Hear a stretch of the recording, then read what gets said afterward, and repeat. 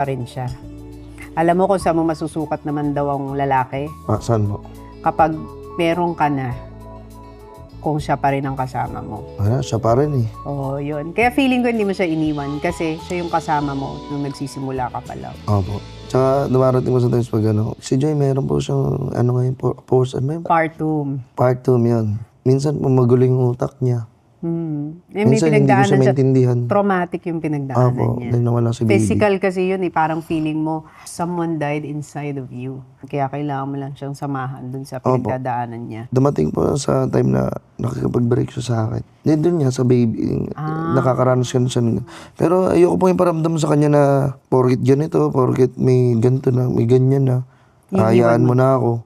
Hindi. Nilaban mo? Oo. Wala, mahal ko siya eh. Naks, talagang Oo. Nahulog ang bida talaga. Naks, talagang nagmahal eh.